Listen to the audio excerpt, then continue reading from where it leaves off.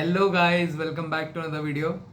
आज हम डिस्कस करने वाले हैं कैसे आप आपके लिए और आपके फैमिली के लिए एक फुल प्रूफ फाइनेंशियल कवर बना सकते हैं ताकि आने वाले कोई भी फाइनेंशियल इंस्टेबिलिटी से आप बच सकें।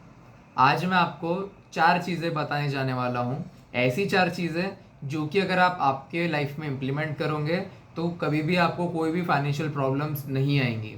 तो चलिए हम स्टार्ट करते हैं डिस्कशन करना। First one is insurance. Insurance बहुत ज़्यादा इंपॉर्टेंट है। इंश्योरेंस आपने इन्वेस्टमेंट करने से पहले करना चाहिए। इंश्योरेंस में आपको सिर्फ दो चीज़ें लेनी है, इसके अलावा एक भी दूसरी कोई पॉलिसी आपको ऐड करने की बिल्कुल भी ज़रूरत नहीं है। First one is health insurance. Health insurance में आप आपके साथ में आपके वाइफ और बच्चों को भी आप ऐड कर सकते हो। इन्हें फैमिली फ्लोटर प्लान्स बोला जाता है। फैमिली फ्लोटर प्लान्स में आप 5 lakh, 10 lakh, 50 lakh, what ever is your required coverage, आप उतना ले सकते हो। अगर आप 4 लोग हैं, वाइफ, आप, बच्चे, तो आपने कम से कम 10 लाख का कवरेज उसमें लेना चाहिए। फैमिली फ्लोटर का ये फायदा होता है कि 10 लाख का अगर आपने पॉलिसी लिया हुआ है तो अगर और आपके फैमिली में 4 लोग हैं तो चारों के लिए आपको 2.5 लाख नहीं मिलने वाला है। चारों लोग में से कोई भी एक अगर बीमार पड़ता है तो पूरा का पूरा 10 लाख भी उसके लिए यूज किया जा सकता है। Second one is term insurance. Term insurance तब काम आता है जब आपकी डेथ हो जाती है और फैमिली को आने वाले सालों के लिए जो भी खर्चा होने वाला है वो टर्म इंश्योरेंस के थ्रू मिल जाता है। जनरली आपने टर्म इंश्योरेंस जो है वो आपके एनुअल इनकम का 20 से 25 टाइम्स लेना चाहिए ताकि आने वाले अगले 20-25 सालों के लिए आपके बच्चे, आपकी वाइफ जो है वो अपना खर्चा चालू रख सके जब तक बच्चे अपने पैरों पे खड़े ना हो। So this is also very important. Also one more thing, term insurance क्योंकि ऐसे होता है कि एक सर्टन पीरियड तक ही रहता है, वो टाइम तक अगर आपकी डेथ नहीं हुई तो दैट पॉलिसी एक्सपायर्स, आपको कुछ वापस प्रीमियम नहीं मिलने वाला है। दैट इज वाई उसका प्रीमियम बहुत लो होता है। अगर आपकी एज समझ लीजिए 20 से 25 साल है तो आपको 1 करोड़ तक का कवर मिलेगा। उसके लिए premium can be as low as 10,000 rupees per year. So इतना बड़ा आपको कवरेज मिलता है इतने कम प्रीमियम में। सो ये दो चीज़ें हैं जो आपको लेनी ज़रूरी है अगर हम इंश्योरेंस की बात करते हैं तो। सेकेंड पॉइंट पे आता हूं मैं, इन्वेस्टमेंट। इन्वेस्टमेंट में आपके पास में दो चार चीज़ें हैं जो आप कर सकते हैं। First one is direct stocks में इन्वेस्ट करना। आपको डीमैट अकाउंट ओपन करना पड़ेगा, आप डायरेक्टली स्टॉक्स में इन्वेस्ट कर सकते हैं। ये मैं तभी आपको रेकमेंड करूंगा जब आपको पूरे मार्केट का नॉलेज है या आपको नॉलेज है कौन सी कंपनीज में इन्वेस्ट करना चाहिए, किस में नहीं करना चाहिए। स्टिल अगर आज आप बिगनर है और आपको थोड़ा नॉलेज चाहिए तो आपको ऑनलाइन बहुत नॉलेज मिल सकता है। यहाँ पे मैं आपको एक सजेशन दूंगा कि जो भी आप स्टॉक्स में इन्वेस्ट करते हो वो आपके मेजरली लार्ज कैप स्टॉक्स होने चाहिए। Micro cap stocks, small cap stocks, mid cap stocks आप बिल्कुल मत लीजिए। जो भी आपका इन्वेस्टमेंट पोर्टफोलियो है वो लार्ज कैप स्टॉक्स में रखिए। इसके बाद में आप म्यूचुअल फंड्स में भी इन्वेस्ट कर सकते हो। Mutual fund is more recommended than investing into direct stocks. जो लोगों को स्टॉक मार्केट का नॉलेज है उनके लिए डायरेक्ट स्टॉक्स प्रेफरेबल होते हैं। जिनको बिल्कुल भी नॉलेज नहीं है और वो टाइम डेडिकेट नहीं कर सकते हैं रिसर्च करने के लिए कि कौन से स्टॉक्स में इन्वेस्ट करना चाहिए, इट इज़ बेटर कि आप म्यूचुअल फंड्स में इन्वेस्ट कीजिए। आपके बदले एक फंड मैनेजर रहेगा जो कि आपका पैसा आगे 30-40 कंपनीज में इन्वेस्ट करने वाला है। म्यूचुअल फंड्स में मेजरली आपका जो भी कॉर्पस है वो फ्लेक्सी कैप फंड्स या मल्टी कैप फंड्स भी होना चाहिए। Basically flexi cap, multi cap funds में फंड मैनेजर के पास में पूरा फ्रीडम होता है, वो कोई से भी मार्केट कैप में इन्वेस्ट कर सकता है। आपको वहाँ पे रिस्ट्रिक्शन डालने की बिल्कुल भी ज़रूरत नहीं है क्योंकि वो प्रोफेशनल बंदा है, वो अच्छे से आपका पोर्टफोलियो मैनेज कर सकता है। डेफिनेटली स्टॉक्स में और म्यूचुअल फंड्स में शॉर्ट टर्म में आपको थोड़े बहुत फ्लक्चुएशन दिख सकते हैं, माइनस में आपको पैसा दिख सकता है, नेगेटिव रिटर्न दिख सकता है, बट दैट इज फाइन। आपको उस पर चिंता करने की बिल्कुल जरूरत नहीं, आपका इन्वेस्टमेंट चलने दीजिए for a long period of time. अब मैं आता हूँ गोल्ड पे। गोल्ड में आप इन्वेस्ट कर सकते हो but not more than 10% of your total portfolio. Gold एक ऐसी चीज़ है जब स्टॉक मार्केट्स गिरते हैं तब गोल्ड आपका बढ़ता है। गोल्ड 10% अगर रहता है it is a nice cushion for your portfolio. जब अगर इक्विटी मार्केट नीचे आता है तो गोल्ड स्टिल आपको अच्छा रिटर्न दिखाएगा। गोल्ड में ज्वेलरी में इन्वेस्ट करना is not at all a good investment decision. जब आप ज्वेलरी परचेस करते हो उसका मेकिंग चार्ज देना पड़ता है, जीएसटी भरना पड़ता है और यहाँ पे that is not at all necessary. इसके बदले आप क्या कर सकते हो, आप गोल्ड के कॉइन्स ले सकते हो। Way better than that invest in sovereign gold bond. Sovereign gold bond क्या होता है, तो आरबीआई वो बॉन्ड प्रोवाइड करता है आपको। 1-1 ग्राम के भी आप बॉन्ड खरीद सकते हो एज पर गोल्ड का रेट। ये सोवरियन गोल्ड बॉन्ड का भी रेट बढ़ते जाता है। फर्स्ट थिंग, आपको यहाँ पे बिल्कुल भी फिजिकल स्टोरेज का चिंता नहीं करना है। सेकंड, सोवरियन गारंटी है, कोई दिक्कत की बात नहीं है। थर्ड वन, आपको आरबीआई हर साल 2.5% का इंटरेस्ट देने वाला है 8 साल तक। 8 साल बाद जब आप ये वापस से आरबीआई को बॉन्ड बेचोगे, वो टाइम पे जो भी गोल्ड का रेट रहेगा वो आपको मिल जाएगा। साथ ही साथ में जितना भी कैपिटल गेन होगा that will be totally tax free. अब हम आएंगे रियल एस्टेट पे। रियल एस्टेट में इन्वेस्ट कर सकते हो आप, but this is not recommended for people who are into their 20s में आपको ऐसे कहीं पे भी इन्वेस्ट नहीं करना है जहाँ पे इलिक्विडिटी बहुत ज़्यादा है। अगर फॉर एग्जांपल आप कोई प्लॉट ले लेते हो या कोई फ्लैट ले लेते हो, इट इज़ वेरी इलिक्विड। आपको पता नहीं है, आपको सर्टन नहीं है कि ये कब बिकने वाला है या कितने रेट में बिकेगा।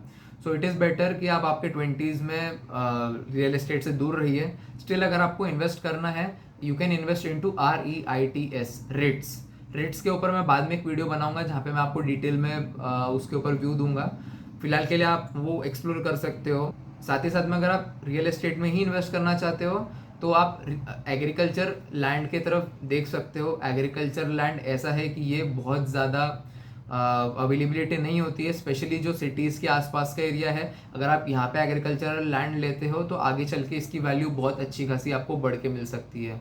फ्लैट्स आज के टाइम पे इतने ज़्यादा हो चुके हैं, अपार्टमेंट इतने ज़्यादा हो चुके हैं कि धीरे धीरे ऐसे कुछ एरियाज़ हैं जहाँ पे फ्लैट्स की उनकी कीमत डिप्रिशिएट होते जा रही है, इंक्रीज भी नहीं हो रहा है। सो इट इज़ बेटर कि आप एग्रीकल्चरल लैंड की तरफ देखिए, आप प्लॉट्स की तरफ देखिए, जो सिटी के आपके मेट्रो सिटीज़ के आसपास के प्लॉट्स हैं आप वहाँ पे इन्वेस्ट कर सकते हो। अब इन्वेस्टमेंट में आपने ये तो देख लिया कि आप स्टॉक्स में या म्यूचुअल फंड्स में या गोल्ड में इन्वेस्ट कर सकते हो, बट ये कैसे इन्वेस्ट करना है अब हम वो देखेंगे। तो मैं ये इन्वेस्टमेंट स्ट्रैटेजी को बोलता हूँ बकेट इन्वेस्टिंग। बकेट इन्वेस्टिंग क्या है मैं वो बताता हूँ आपको। आप इमेजिन कीजिए आपके पास में 3 बकेट्स हैं। The first bucket is your emergency bucket, the second bucket is your medium term bucket, और तीसरा जो आपका बकेट है वो आपका लॉन्ग टर्म का बकेट है या रिटायरमेंट बकेट आप उसे बोल सकते हो। फर्स्ट बकेट क्यों ज़रूरी है? क्योंकि इन केस ऑफ इमरजेंसीज आप ये बकेट में से पैसे निकालने वाले हो। Second bucket medium term bucket ऐसी है कि अगले आने वाले 2 साल से लेकर 5 साल के बीच में जो भी आपके फंड की रिक्वायरमेंट है आप यहाँ पे इन्वेस्ट कर सकते हो। इसमें आपको फॉर एग्जांपल कार लेना है, घर लेना है, बच्चों के एजुकेशन का पढ़ाई है, आपको कहीं पे घूमने जाना है, आपको आपके शादी के लिए पैसे जमा करने हैं, आप ये वाली बकेट में इन्वेस्ट कर सकते हो। तीसरी बकेट जो है दैट इज़ वेरी नेसेसरी, ये आपकी वेल्थ क्रिएशन की बकेट है। असली पैसा आपका यहीं बनने वाला है। This is your long term bucket. 5 साल के ऊपर का जो भी आप पैसा रखना चाहते हो आप ये बकेट में रख सकते हो। सबसे ज़्यादा रिस्क आप रिटायरमेंट बकेट या लॉन्ग टर्म बकेट में ले सकते हो। मीडियम टर्म बकेट में आपको कंजर्वेटिव रिस्क लेना है, और इमरजेंसी फंड में तो आपको बिल्कुल भी रिस्क नहीं लेना है। इमरजेंसी फंड में आप इन्वेस्ट कर सकते हो लिक्विड फंड्स में, एफडीज में। यहाँ पे आपको भले ज़्यादा इंटरेस्ट रेट नहीं मिलता है, दैट इज़ फाइन। यहाँ पे हमें इंटरेस्ट रेट पे फोकस नहीं करना है, यहाँ पे हमारा capital preservation is necessary. Because for example अगर आपने इमरजेंसी बकेट में कोई इक्विटी फंड लिया होगा और वो टाइम पे मार्केट नीचे रहेगा, जब आपको इमरजेंसी में पैसे लगने वाले हैं तो आपको आपका पैसा नेगेटिव में निकालना पड़ेगा, which is totally not a good plan. Medium term bucket में आप इन्वेस्ट कर सकते हो बैलेंस एडवांटेज फंड्स में, जहाँ पे आपका पूरा का पूरा पैसा इक्विटीज़ में इन्वेस्ट नहीं होता है। यहाँ पे the fund manager keeps on shifting between debt and equity, allocation market के हिसाब से वो ऊपर नीचे करता रहता है। तीसरा बकेट जो है रिटायरमेंट बकेट, यहाँ पे आप 100% रिस्क ले सकते हो। यहाँ पे आपका मैक्सिमम पैसा जो है वो फ्लेक्सी कैप फंड्स में इन्वेस्ट होना चाहिए। थोड़ा बहुत आप सेक्टोरल फंड्स में इन्वेस्ट कर सकते हो, but that is very risky to invest. So I would suggest कि आप आपके फाइनेंशियल एडवाइजर से एक बार कंसल्ट कर लीजिए ये जो भी आप इन्वेस्टमेंट करते हैं उसके पहले। थर्ड पॉइंट हम डिस्कस करने वाले हैं लोन्स। लोन्स में आपको मैं ये बोलना चाहूँगा कि पर्सनल लोन और व्हीकल लोन आप बिल्कुल मत लीजिए। पर्सनल लोन ना लेने का ये रीज़न है क्योंकि इंटरेस्ट रेट बहुत ज़्यादा होता है। रीपे करते करते आप अच्छा खासा बड़ा अमाउंट रीपे कर देते हो। अगर आपने 5 लाख का लोन लिया होगा तो शायद आपको रीपे करते करते 8-9 लाख आप भर दोगे। व्हीकल लोन अगर आप लेते हो, vehicle is a depreciating asset. 5 साल बाद जब आपका लोन ख़त्म होगा व्हीकल की कीमत वो टाइम पे आधी रह जाने वाली है। तो बेहतर है कि आप व्हीकल भी लोन ना लीजिए। अगर लेना ही है तो जितना कम आपका ईएमआई आ सकता है उतना कम ईएमआई दीजिए, और जितना बड़ा आप डाउन पेमेंट दे सकते हो उतना बड़ा आप डाउन पेमेंट दे दीजिए। यहीं पे अगर आप एजुकेशन लोन लेना चाहते हो, education loan is a good thing, because education loan से आपका सेट बढ़ता है, आपका टैलेंट बढ़ता है, आपका स्किल बढ़ता है। साथ ही साथ में एजुकेशन लोन का जो इंटरेस्ट पेमेंट है वो आप डिडक्शन में आपके दिखा सकते हो। एजुकेशन लोन के साथ में home loan is also good thing, वहाँ पे भी आपको डिडक्शन मिल जाता है। But same thing again, 20s में जो लोग हैं उनके लिए home loan is not at all a good choice. जो 20s में है, मेरा ये बोलना है कि आप प्रॉपर्टी परचेस मत कीजिए। You can stay on rent पे रहोगे, आपको रेंट कंपेरेटिवली कम पड़ता है। मैं कंपेरिजन आगे आने वाले कोई वीडियो में आपको दूंगा कि कैसे आप अगर रेंट पे रहते हो तो आप ज़्यादा फ़ायदे में हो rather than purchasing. A property directly. अब आते हैं हम फोर्थ पॉइंट पे, this is will writing. Will writing के बारे में आपने बहुत कम देखा होगा।